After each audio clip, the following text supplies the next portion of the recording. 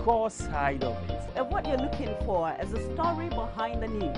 We bring it to you from Lagos, the commercial capital of Nigeria, giving you all sides and political stories round the clock. Every detail from the start line to the final whistle.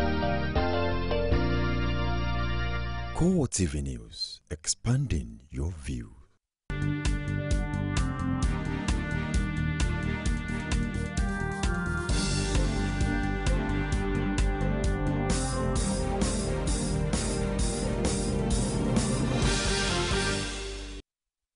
Good evening, CoreTV News on the hour. I'm Tolu Ojewumi.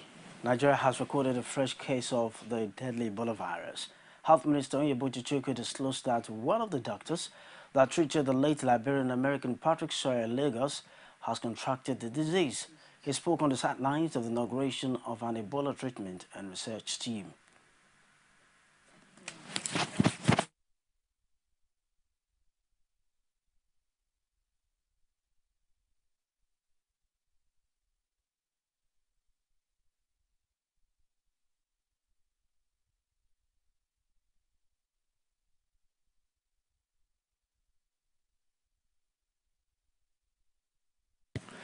Now, the General Overseer of the Synagogue Church of All Nations, Pastor Timotokwe Joshua, says is ready to partner with the federal and Lagos state governments to help curb the spread of the deadly Ebola virus. Abiola Oluwole was at the meeting between the pastor and government medical team. His report is presented from our studio. Since the reported case of Ebola virus in Lagos, the government and some professionals have been strategizing on how to prevent the spread of the disease in Nigeria. The joint medical team of the federal government, Lagos state government, and representative of the World Health Organization visited the Synagogue Church of All Nations to seek the collaboration of Pastor Timotokwe Joshua on the best way to advise against seeking spiritual help in treating the killer disease. We have so far an imported case of Ebola, and our duty is to make sure that it doesn't escape into Nigerians. We are not doubting the power that God has given you. We can't do that, but we can help and work with you to even make it stronger. So our mission is to come here, exploit ways through which we can work together to make sure that this thing does not explode. Being a church that attracts followership across the West African sub-region and other parts of the world, sensitizing the leadership of the Synagogue Church of All Nations is critical in the fight against Ebola disease. The federal government and state government are working hand in how to control this, how to contain this. We have our strategies, and we said we needed to share it with you. Again, we need to assess what resources you have, because the population here, whether it's one case or two cases, if you allow this to go out, it's a major problem. That's why we are here to work together on how to contain the spread of this disease. Pastor T.B. Joshua expressed his readiness to join force with government on how to checkmate the spread of the virus, but maintained that his church does not have congregation in Liberia, Guinea and Sierra Leone that are currently ravaged with the disease. I want to assure you once again that if I have any message for this issue, their president is there, I will go there. Because I know what it means if somebody comes from the airport to Nigeria, from the airport to get here, innocent people. I understand that. So, I want to assure you, please, you need to know my heart for this nation. According to medical experts, there is no non-medical cure for the deadly Ebola virus. Still on health matters, leaders of the Nigerian Medical Association, NMA, reconvened on Monday to consider government response to the demands of striking doctors. This was after a previous meeting to review the one-month-long strike ended in a deadlock on Sunday.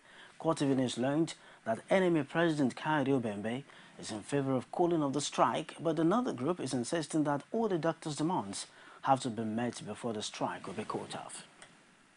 The police insists that the suspected Boko Haram chief butcher, Mohammed Zakari, is still in custody.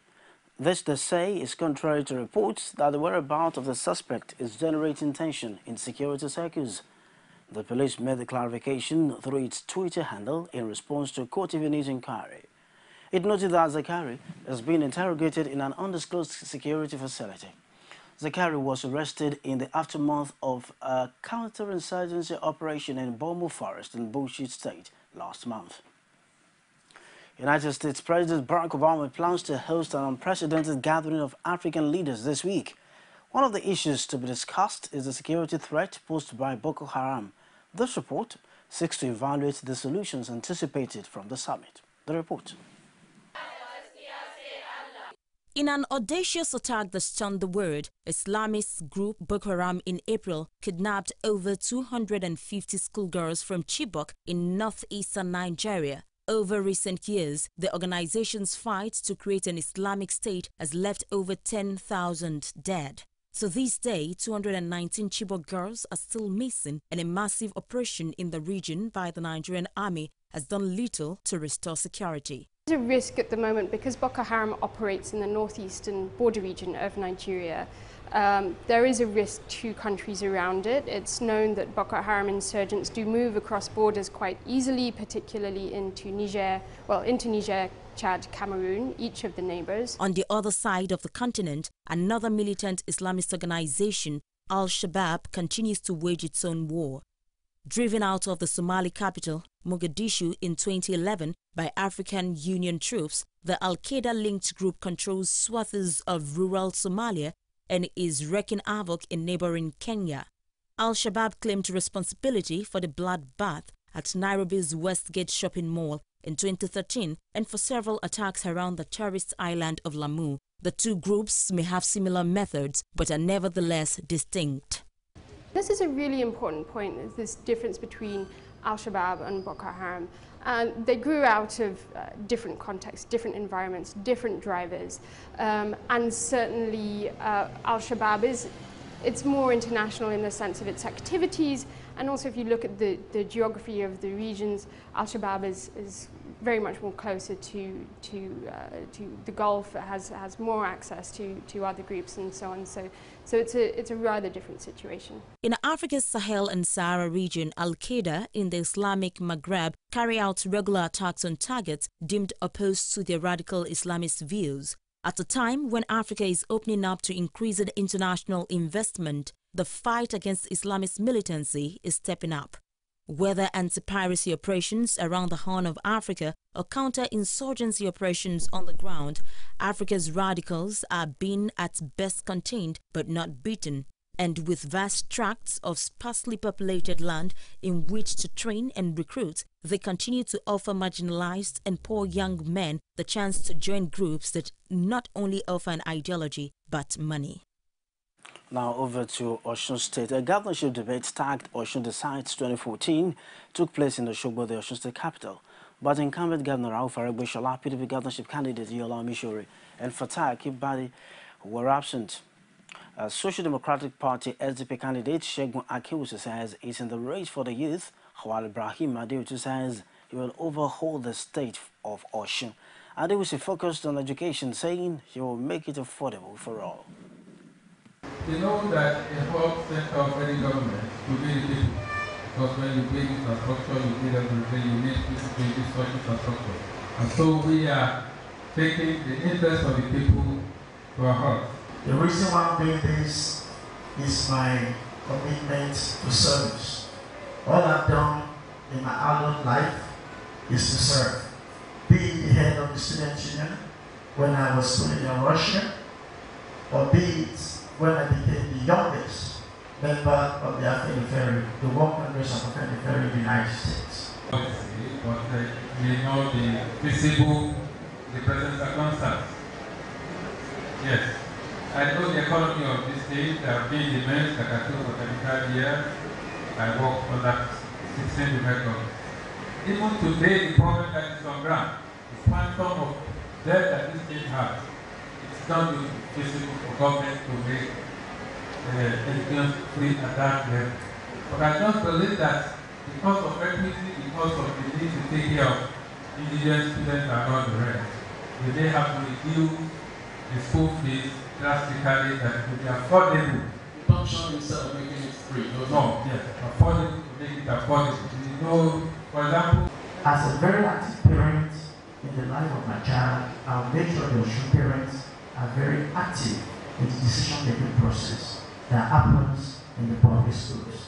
Now, talking about higher education, I'm going to make it free.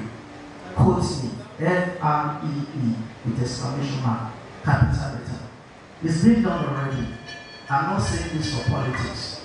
Well, thank you so much. I'd like to stop you there, but just before that.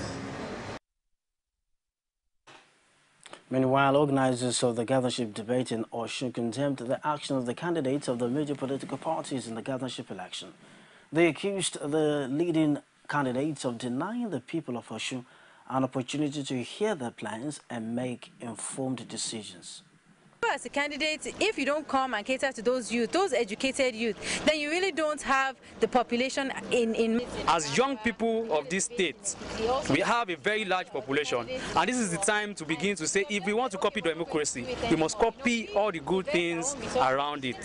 So if we are calling them for a debate and they are running away or shying away, what they mean is the youths are not important to them and they can go to hell with their votes. But we will continue to provide the platform as long as we can, and hope over the years the culture of debate will begin to matter, because at the end of the day, debates are about ideas. In the meantime, members of various political parties have continued to switch camps ahead of the August 9 governorship election. The defection of an APC stalwart from a Kure local government to the PDP has been described by the party as a signal heralding a major change. Frank Amalape has more. The trend of defection started with the shocking announcement of Senator Isiaka Adeleke earlier in the year. While some have left the PDP to the ruling APC, a host of others have also defected to the PDP. One of such recent defections is that of Olawe Falabi. Like the Yoruba used to say, Ojo Onoto Eyefo Life Arabara. He's in his own party, I am in my own party. In no way do we have anything in common, and in no way do we disturb each other. The choice now is between me and my people to choose which side they want to go, because they know I cannot lead them astray. I'm sure they are ready to go along with me. The PDP described the defection as a sign of the change that is coming with the August 9 election. What I see is that there is a trend for change, especially in the Southwest. If you notice very well, there had been a vacuum in the leadership setup of the Yorubas. Unfortunately for us, those people aspiring to lead us don't have that type of integrity. And they want to impose themselves on the Yorubas. And that's why people now say, no, we won't accept that. A neat quest to wrest power from the ruling All Progressives Congress, the PDP says that the power of grassroots politics will be a major factor in the coming election. They will determine what's going to happen. And I will focus on that woman.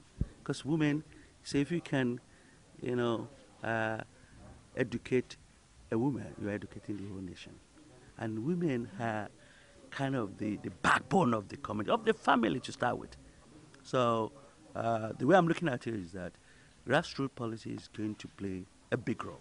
Okay. The PDP boasted that there will be more defections from the opposition party before the election. You will see a kind of, how do I call it, whether tsunami or whatever one can use to describe the rate and the volume of the wavelengths that will follow. But you see, the problem with them is that some of them, they are undecided. But when they see the true picture of everything, they will drift.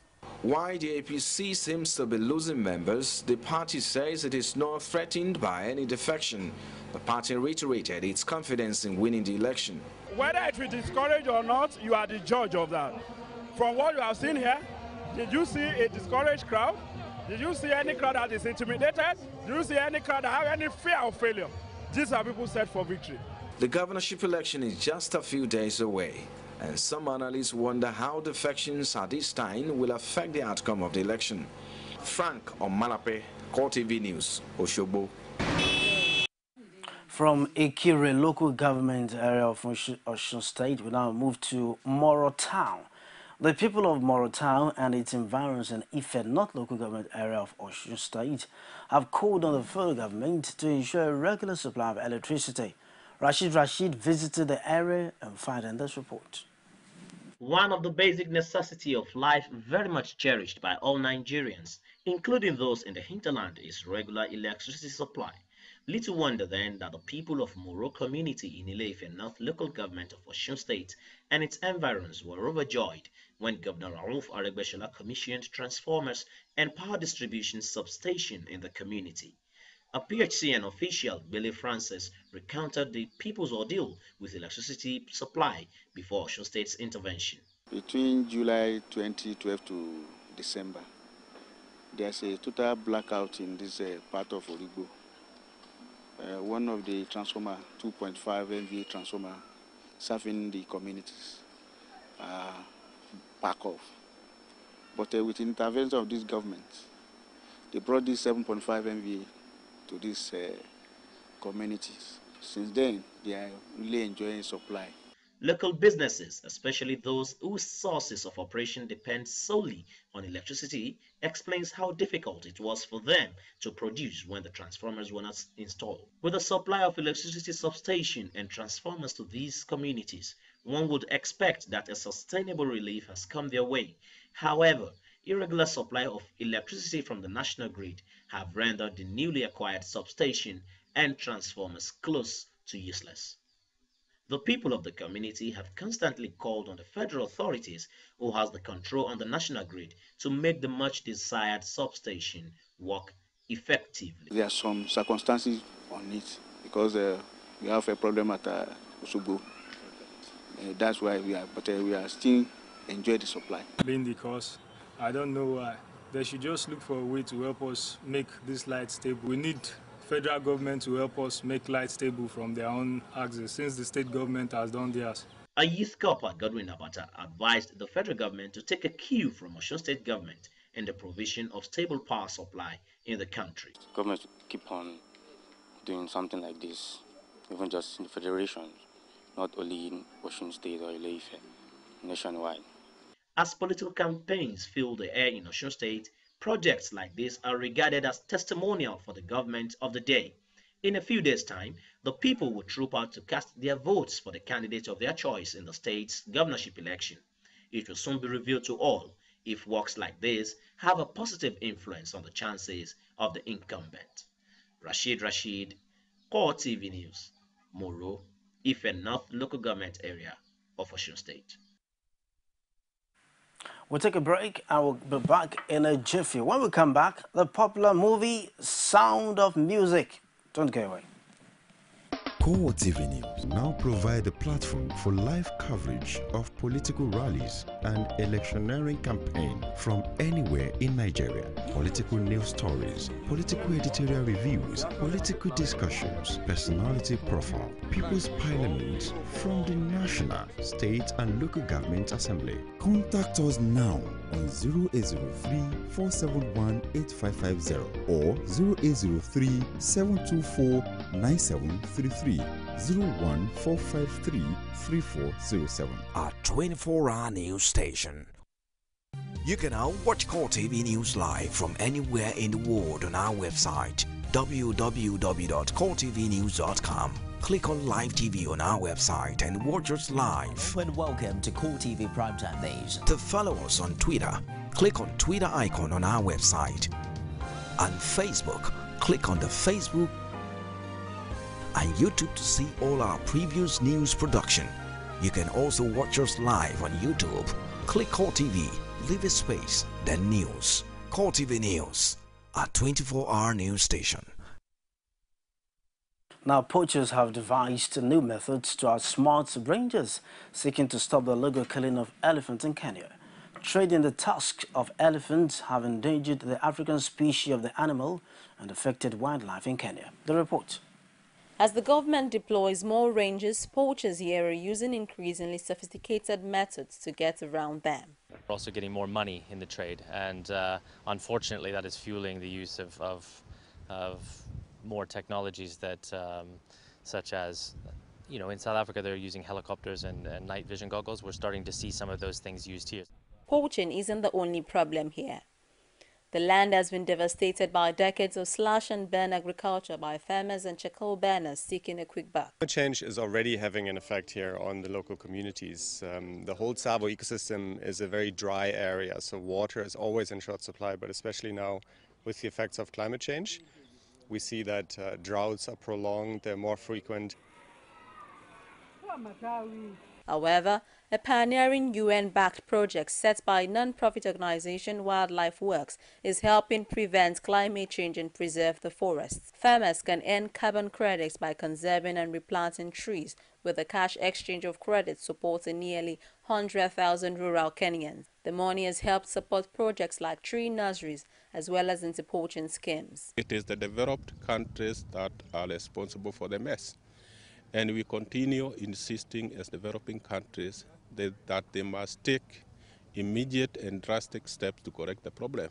In a deeply poor region, the project earns each person around $270 a year and helps them see value in the environment and as well transforming the lives of the locals. It is hoped it will also protect those of the elephants. And finally, the popular movie Sound of Music will be 50 years old by next year since it was first premiered. Austria is capitalizing on tourists who come to visit the locations where the film was shot to make brisk business. The report. For generations, the Sound of Music has attracted tourists of all ages and nationalities to Salzburg, where both the true life story of the singing Von Trapp family and the Hollywood movie took place. It's become big business for the city, drawing almost as many tourists as its main attraction of Mozart and classical music. 300,000 visitors come to Salzburg almost exclusively because of the Sound of Music. That's just a great story. It's the most successful location selling in film history. Austrians always knew about the Von Trapp family, whose story was made into several films here in the 1950s. But the Broadway and Hollywood versions hardly made a mark in this part of the Alps until recently. The musical on which the film was based only premiered in Salzburg in 2011 and was a huge success. Sound of Music puppet performances, exhibits and concert and dinner evenings have also made an appearance in recent years. But the biggest draw of all for foreign visitors remains the Sound of Music tours. Every day, dozens of tourists jump on a bus to see the original film locations, learn more about the movie, and of course, sing along to the catchy tunes. I've always loved the movie. It was the first musical my mom showed me and got started from there and saw it on Broadway. Just something about the movie, you know, captures audience's attention and it's magical. So just seeing, I mean, the beautiful scenery, the Alps, it's very heartwarming. Got good music, good scenery. I think it's timeless as well though. Like, I mean, my parents love it. My nan watches it, so it brings everyone together. The musical has been around since 1959, but new stage and television productions pop up every year, from Canada to China and India, proving interest in the Sound of Music is very much alive to the delight of Salzburg tourism industry. It's a family film. We've had visitors who were first here backpacking, then came with their wives, later with their children, and today they come with their grandchildren. Next year, the movie turns 50 years. And Salzburg is already in talks with the film studio and musicals rights owners for a special tribute. Austria Entertainment making brisk business on 50-year-old Sound of Music there. Thank you for watching. I'm Tolu Ojewumi. Good evening.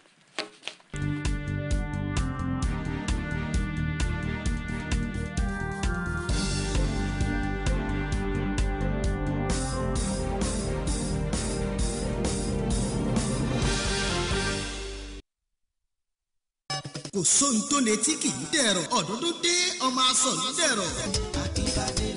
ẹ̀yin ènìyàn wa ní ìpínlẹ̀ Ọ̀ṣun ṣe ti wá rí i pé àjùmọ̀bí kò kan tàánú ẹni Ọlọ́run rántí ni ló ń ṣe ni lóore àsìkò ti tó tópin yóò dé bá kòsíkòsí gbogbo ìgbà ọ̀dọ́dún rèé o ọmọ asọ̀lú dẹ̀rọ̀ Alhaji Abdulfatai Akínadé Akínbádé ẹni tí kì í fi bákan bọ̀ kan nínú oníwà tútù bí àdàbà àfòótọ́ ọ̀nù tẹ́rù kàpanẹ̀ ẹni tí ìjọba àwa ara wa yékéyéké òní kẹ́ ẹ jẹ́ ká dìbò wa fún lọ́jọ́ kẹsàn-án oṣù kẹjọ ọdún yìí káyọ̀ ní rọ̀sọ̀mù fún gbogbo wa ní ìpínlẹ̀ yìí ìdàgbàsókè ilẹ̀ abínibí rẹ̀ àti ibi tó gbé dàgbà àgbà ló jẹ́ndógún débi kàṣíàrà ẹ dìbò fún Alhaji Akínbádé gẹ́gẹ́ bí gómìnà kí ìpínlẹ̀ Ọ̀ṣun ó lè dòṣùpá tó ní téńté. ẹgbẹ́ Labour Party ààyè ààgò digbí la wà ní ìpínlẹ̀ Ọ̀ṣun àti lórílẹ̀‐èdè Nàìjíríà. ọ̀rọ̀ gbogbo wa ni ó dẹ̀rọ̀ ní ìpínlẹ̀ Ọ̀ṣun. olùkéde ìgbìmọ̀ ìpolongo ìbò fún Alhaji Fatai Akínbádé gẹ́gẹ́ bí gómìnà. Labour Party forward ever.